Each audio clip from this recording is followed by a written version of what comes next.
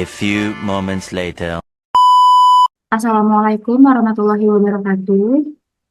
Saya akan Nabila dari kelas SF221B dengan nomor NIM 332198222093. Di sini saya akan menjelaskan mengenai uji validitas dan reliabilitas dari hasil data yang sudah saya cari dan diambil dari skripsi yang berjudul Analisis Kepuasan Pasien Rawat Jalan Terhadap Pelayanan Kefarmasian di salah satu instalasi farmasi rumah sakit swasta di Bekasi Timur.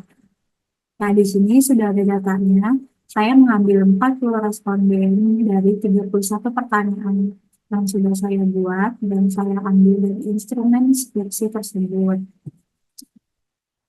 Di sini, untuk menguji validitas dan reliabilitasnya, kita bisa blok bagian data angkanya dari responden dan jumlah pertanyaannya hingga ke kolom totalnya. Di sini saya sudah mentotalkan. Kita copy, lalu kita bisa masuk ke software SPSS. Di bagian data view kita langsung saja bisa paste. Lalu jika sudah, kita bisa klik variabel view dan kita ganti namanya P1, P2, P3, P4, P5, P6, P9, P10 hingga P31 beserta totalnya.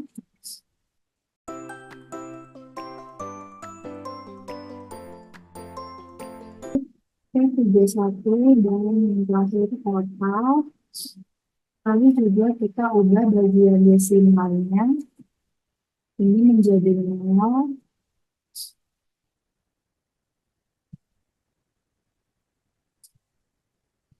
Semua dari bagian total hingga P1.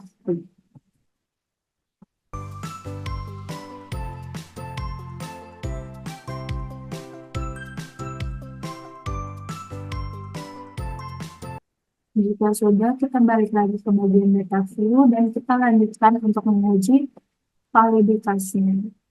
Kita bisa klik analyze, lalu kita klik correlate dan bagian divariate.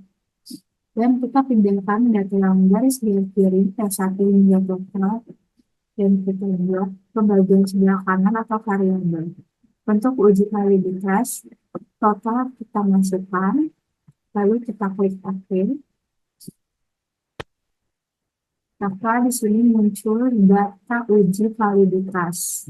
Sini datanya sudah muncul. Lalu kita bisa lihat bagian kolom paling bawah atau kolom paling kanan pojok bagian totalnya. Di sini bisa kita lihat ya, person correlation itu memiliki tanda bintang.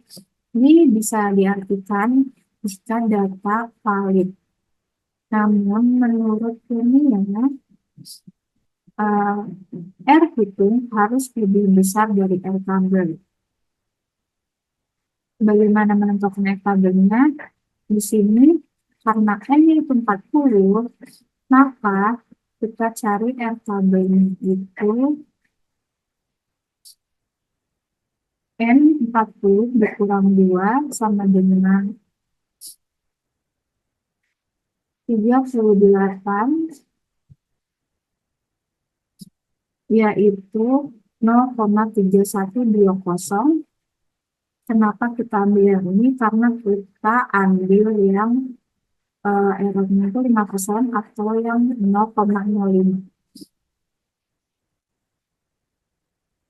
Ini ya, yang 0,3120. Di sini kita bandingkan dengan hasil R hitungnya. R itu yang kita dapatkan 0,556, 0,613, 0,548, 0,698, dan seterusnya lebih besar dari R tabelnya yang tadi. Karena R tabelnya itu memiliki nilai 0,3120, lebih kecil dari tadi. Hitung. Maka dari sini kita bisa dapat katakan bahwa data yang dihasilkan ini valid, atau kita juga bisa lihat dari subtotalnya. Di sini bagian kedua itu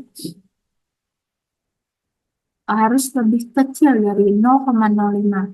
0,001 itu lebih kecil dari 0,05 dan seterusnya. Maka di sini data eh, respondennya yang atau N-nya 40 valid semua. Kita bisa lanjutkan untuk uji reliabilitasnya. Sini kita balik lagi untuk klik analyze. Bisa kita pilih bagian scale. Kita klik bagian reliability analysis. Lalu kita pindahkan atau kita blok bagian kiri ini, dipindahkan ke bagian kanan atau bagian items. Di sini tuh kita untuk mencari nilai reliabilitas itu hanya menggunakan data yang valid atau data yang valid dipindahkan ke sebelah kanan. Jika data tidak valid, bisa dipindahkan lagi ke sebelah kiri. Karena di sini data yang saya miliki valid semuanya sampai P31, maka kita pindahkan semua ke sebelah kanan dan bagian totalnya tidak usah ikut. Untuk menguji reliabilitas, kembalikan lagi ke sebelah kiri, lalu kita klik OK. Nah, di sini kita sudah dapat reliability statistiknya, reliability-nya.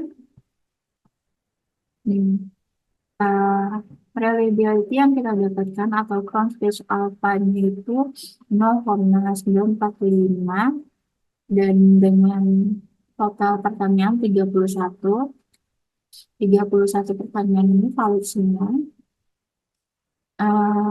Nilai Cronbridge alpha itu harus lebih besar dari R-table, karena tadi nilai R-table yang kita dapatkan pada uji validitas sebelumnya itu, maka itu R-table yang kita gunakan 0,3120. Kita bandingkan dengan hasil reliability-nya 0,945 lebih besar dari 0,3213120 atau nilai R-table. Maka ini dapat dinyatakan valid. Nilai uji validitas dan reliabilitas yang sudah kita jabarkan tadi valid. Maka sekian hasil penjelasan penjabaran uji validitas dan uji reliabilitas yang sudah saya paparkan. Wassalamualaikum warahmatullahi wabarakatuh.